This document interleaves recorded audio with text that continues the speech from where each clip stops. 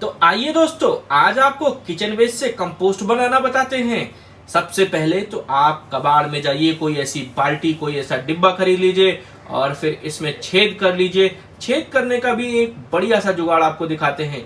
आइए, आपको चाहिए एक ऐसा कीला और पिलास। पिलास की मदद से इस कीले को क्या करेंगे, गैस पे गरम करेंगे और गैस पे गरम करने के बाद इसी से हम क्या कर लेंगे, छेद कर लेंगे बाल्टी में। छेद करने का भी तरीका आपको दिखाते हैं। ये हमारा कीला गरम हो रहा है। जैसे ये थोड़ा गरम हो जाएगा, लाल लाल हो जाएगा, हम इसको उठा करके छेद करना स्टार्ट कर देंगे। अब लगभग ये 2 से 3 मिनट तक गरम हो चुका है। इसको हम पकड़ लेते हैं प्लास से और अब बाल्टी में छेद करेंगे।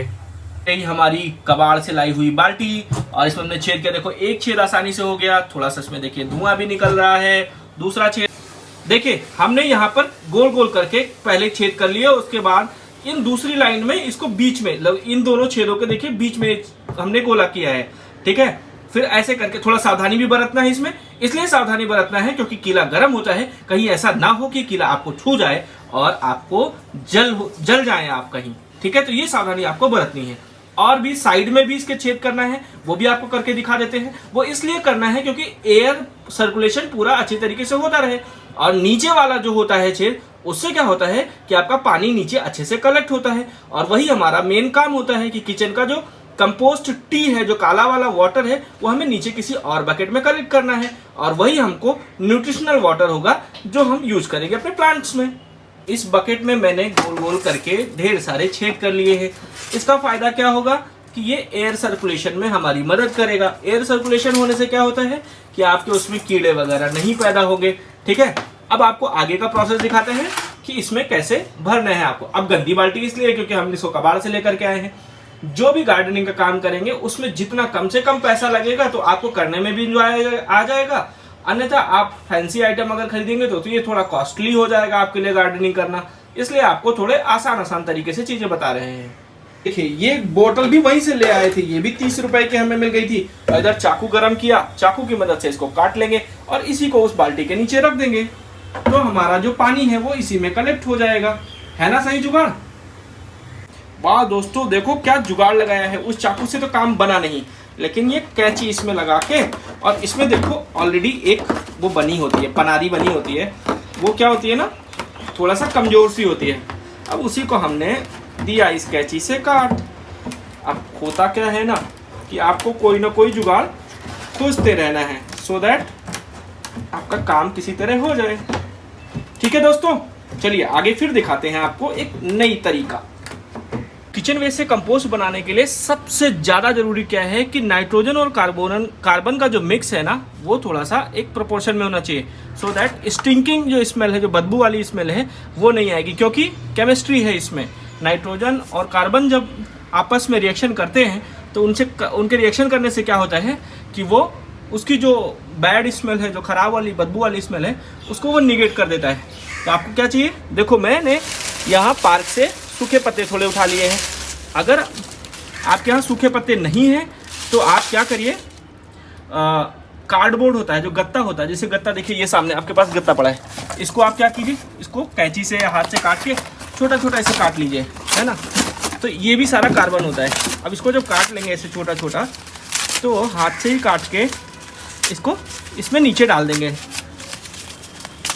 आप इसको ऐसे डाल, तो एक लेयर आपकी कार्बन की बन गई। ठीक है, अब इसके जस्ट ऊपर आप थोड़ी सी मिट्टी डाल दीजिए। ये भी कार्बन होती है, चाहे आप मिट्टी डाल दीजिए। अगर आपके पास ऑलरेडी कंपोस्ट है तो कंपोस्ट डाल सकते हैं। ठीक है, नहीं तो गोबर है तो गोबर डाल सकते हैं। कुछ भी आपको कार्बन का मटेरियल चाहिए। ठीक है, अब हमने ये ऑलरेडी 3-4 दिन से कलेक्ट किया हुआ था। ठीक है, तो अब इसको हम लेयर बाय लेयर मतलब यहाँ डाल लेंगे।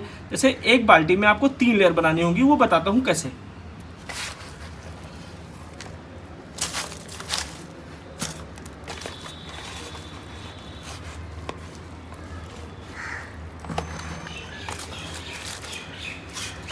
अब देखो, इसमें हमने गीला कचरा इसमें डाल दिया है। ठीक है, अब गीला कचरा डालने के बाद फिर से वही प्रोसेस दोहराएंगे। इसके ऊपर क्या डालेंगे, नाइट्रोजन के ऊपर कार्बन, और इसको ऐसे ढक देंगे। अब ढकने के बाद एक प्रोसेस और करेंगे। ये जो मिट्टी हमने रखी थी, ये सारी मिट्टी इसके ऊपर ऐसे डाल देंगे। तो हमारी क्या हुई, एक लेयर हमारी बन गई। ठीक है, ऐसे ऐसे जब आप बनाएंगे तो आपकी लगभग एक बाल्टी में 3 लेयर बन जाएगी। अब इसके जस्ट ऊपर क्या है, आप गीला कचरा डाल सकते हैं। ठीक है, तो आप गीला कचरा डालिए और उसके ऊपर से फिर से वैसे कवर कर लीजिए। तो जो गीला कचरा हमारा है वो ऑलरेडी कंपोस्टेड हो चुका है थोड़ा सा, तो वो मैं डालता हूँ अभी। ठीक है, ये सारा गीला कचरा कंपोस्टेड था, तो इसको आप हाथ से ना चलाइए, आप कोई खुरपी रखिए या कुछ रखिए, उससे आप इसको चला सकते हैं। कुछ भी रखिए, कोई ऐसा, देखिए थोड़ा देखने में आपको अजीब लगेगा, लेकिन ये क्या है ना, ये जादू है। किसके लिए, आपके पौधों के लिए। ठीक है, ये हमने 4-5 दिन से कलेक्ट कर रखा था, इसलिए ऐसा हो गया है ये। अब इसके ऊपर फिर से हम क्या करेंगे, ये हम जब आप फ्रेश कचरा डालेंगे तो कोई ऐसी स्मेल नहीं आएगी। ठीक है, ये किया और इसके ऊपर फिर से आपने मिट्टी डाल दी। देखो जो भी है ना, सब एकदम आपके सामने है, एकदम रॉ तरीके से किया है, कुछ भी फैंसी करने का ट्राई नहीं किया है। ठीक है, अब इसको फिर क्या करेंगे, बकेट के ऊपर रख लेंगे। अब ऐसे ही लेयरिंग आप लगातार करते रहेंगे इसके ऊपर। ठीक है, 1 बाय 1 लेयरिंग करते रहेंगे और ये बकेट आपकी जब ऊपर तक भर जाएगी।